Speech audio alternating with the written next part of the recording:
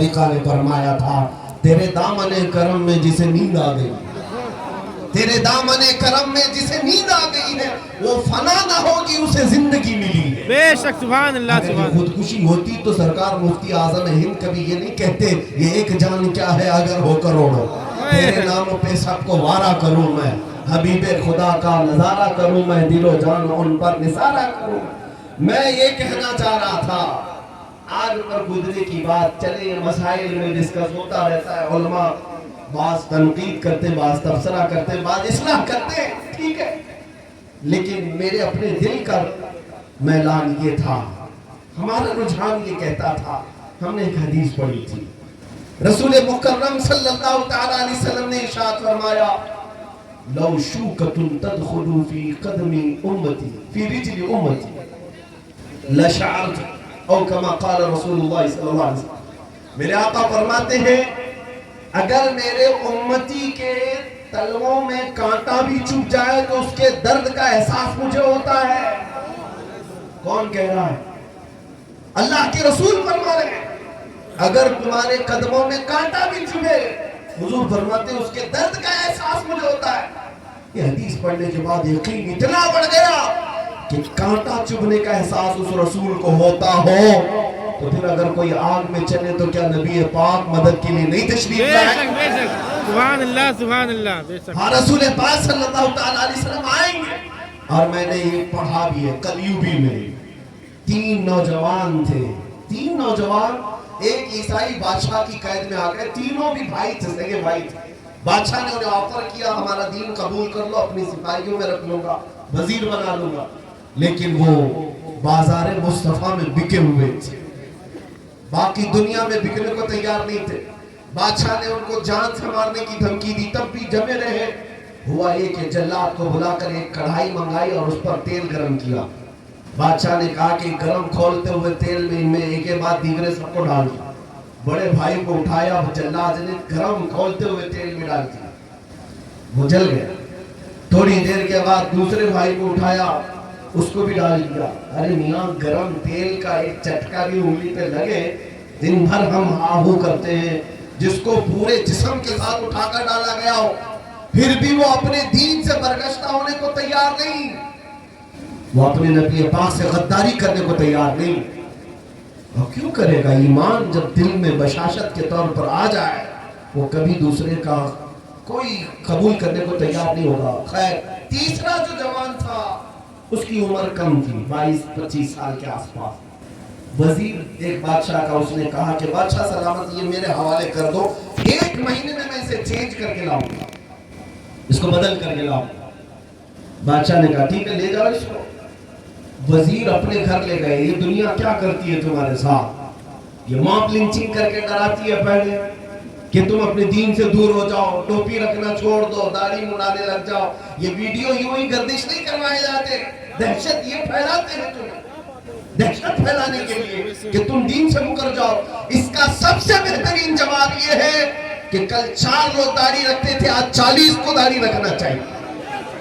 हर एक जवान उठे और कहे, जिस तरह तुम मेरे नबी पाक के अखलाक मिटाने की कोशिश करोगे, उतना ही मैं अपने नबी के अखलाक को जिंदा करूंगा, मैं और ताबिंदा करूंगा अपने अमाल से, अपने अशकाल से। ये मॉब लिंचिंग के जरिए डराते हैं। दूसरे, अगर तुम मौत से नहीं डरते तो फिर ये हुस्न और जमाल से या दौलत और माल से, क्योंकि इंसान की फितरत है, ये फितरी तौर पर हुस्न की तरफ राग़िब होता है या माल की तरफ राग़िब हो जाता है। ये 2 चीजें इंसान की जिंदगी में खतरनाक है। अक्सर लोगों का तकवा हसम हो जाता है हुस्न के आगे, और माल के आगे कई पीरों के ताज उतर जाते हैं। मेरे अजीजों, ये 2 बड़ी खतरनाक चीज है जिससे दुनिया लोगों को खरीदती है। यही काम उस वजीर ने उस नौजवान के साथ किया, अपने घर ले गया, अपनी सबसे ज्यादा हसीन और जमील बेटी उसको उसके पीछे लगा दिया।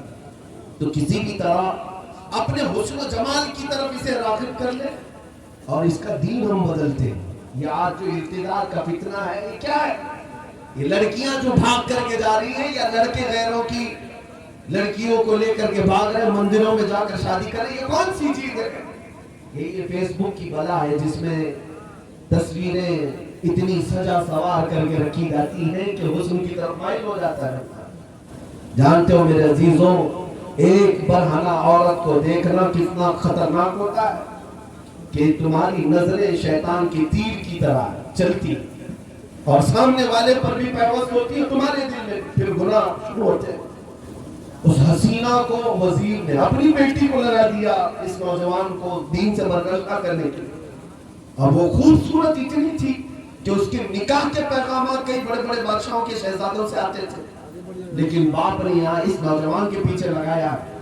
وہ دن رات اس کے پیچھے لگی رہتی، لیکن اس نوجوان کی زندگی کو دیکھو، اللہ اللہ، جب جب وہ حجرے میں لڑکی آتی، یہ نوجوان اس کی طرف ایک آنکھ اٹھا کر نہیں دیکھتا، مصلی بچھاتا سجدے میں چلا جاتا۔ رات کے وقت دعا تھی، وہ جتنی دیر بیٹھی رہے اتنی دیر یہ مصلی پہ رہتا، اٹھاتا ہی نہیں تھا۔ مہینہ گزر گیا، وہ اونگتی تھی، سوتی تھی، جلی جاتی تھی۔ جھلا کر کے آخر میں اس نے کہا، اے ظالم، ذرا میرے حسن کو تو دیکھ، مجھے دیکھنے کے لیے لوگ قطار لگاتے ہیں، میرے نکاح کے پیغام کتنے بڑی بڑی جگہوں سے آتے ہیں، ایک آنکھ اٹھا کر کے تو دیکھ۔ اس نوجوان نے کہا، تو چلی جا، جس مقصد کے تحت تو آئی ہے اس مقصد میں کامیاب نہیں ہو سکتی، اس لیے کہ جن آنکھوں میں جمال مصطفیٰ بسا ہو، پہلے سے کسی حسن پر وہ فدا ہو، ان آنکھوں کو اب دنیا کا حسن دھوکہ دے نہیں سکتا، تو واپس چلی جا۔ ہوا یہ میرے عزیزوں، پانسا پلٹ گیا، وہ آئی ہوئی تھی اس کو بہکانے کے لیے، اپنے دامے فریب میں پھنسانے کے لیے، لیکن دل دے بیٹھی اور کہا کہ اے نوجوان، میں تیرے دین میں داخل ہوتی ہوں، تو مجھے کلمہ پڑھا لے اور تیرے دین میں داخل کر۔ اس نے اسے دائرہ اسلام میں داخل کیا۔ اب تو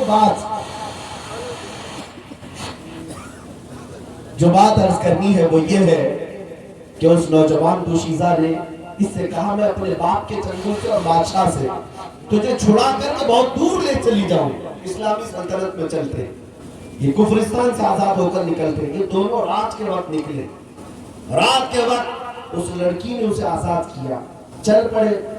آدھی رات سفر ہو گیا تھا، اچانک پیچھے گھوڑوں کے دوڑنے کی آواز آئی، جیسے کوئی فوج لگی ہو، گھوڑے دوڑتے ہوئے آئے۔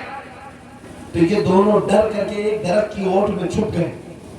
ان کو ایسا لگا کہ بادشاہ کو یا وزیر کو خبر ہوگی ہم دونوں بھاگے ہوئے، ہمیں پکڑ کر کے لے جایا جائے گا، مارا جائے گا۔ لیکن وہ فوج قریب سے قریب تر آ گئی اور وہیں آ کر رک گئی۔ گھوڑے دوڑتے دوڑتے آئے، اسی درخت کے پاس رک گئے، اور کسی نے اس کا نام لے کر پکارا، فلاں بن فلاں، باہر آ جاؤ۔ اب یہ باہر آیا تو دیکھا یہ بادشاہ کے سپاہیوں کی فوج نہیں، اس کے مرحوم دونوں بھائی سوار آئے تھے، جن کو بادشاہ نے کھولتے ہوئے تیل میں ڈالا تھا، وہ دونوں اس گھوڑے پر سوار آئے۔ اللہ اکبر، دیکھ کر کے حیرت زدہ رہ گئے۔ اس چھوٹے سے بھائی نے پوچھا، بھائی جان آپ کیسے اتنی رات میں آئے؟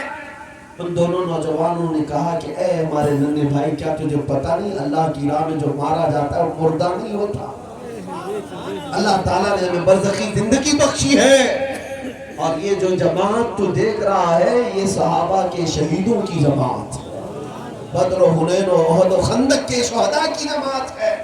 ہم رات کے وقت تیرے پاس اس لیے آئے کہ تو رات کا سفر تنہا اس لڑکی کے ساتھ کر رہا ہے، نکاح کر کے سفر کر۔ میرے عزیزوں، اب یہاں پر ایک نکتہ ہے۔ اس نوجوان نے پوچھا کہ وہ کھولتے ہوئے تیل میں جب آپ کو ڈالا جا رہا تھا کس قدر گرم تھا؟ میرے پورے واقعے کا خلاصہ لب لبا، اصل غرض مدعا یہ ہے، کس قدر وہ کھولتا ہوا گرم تیل تھا جب آپ کو ڈالا جا رہا تھا، درد کتنا ہوا ہوگا، تکلیف کتنی ہوئی ہوگی۔ ان دونوں بھائیوں نے مسکرا کر کے کہا ہے ہمارے چھوٹے بھائی کون سے درد اور کون سی تکلیف کی بات کر رہا ہے؟ جس وقت وہ جلاد ہمیں اٹھا کر تیل میں ڈال رہا تھا، سامنے چہرے جمال جہاں آرا میرے مصطفیٰ کا نظر آ رہا تھا، رسول پاک صلی اللہ علیہ وسلم کو دیکھ رہے تھے، ہمیں پتہ ہی نہیں چلا روح کب نکلی اور ہم کب تیل میں ڈالے۔ یہ ہے ان کی محبت میں جو زخم کھائے اسے دردوں سے بھی آزاد کر دیا جاتا ہے۔ اسی لیے کہا بریلی کے امام نے، جان ہے عشق مصطفیٰ روز فضول کرے خدا، جس کو ہو درد کا مزہ نازے دوا اٹھائے کیوں، خاک ہو کر عشق میں آرام سے سے سونا ملا، جان کی اکسیر ہے الفت رسول اللہ کی۔ عزیزان گرامی وقار، خلاصہ میری بات کا یہی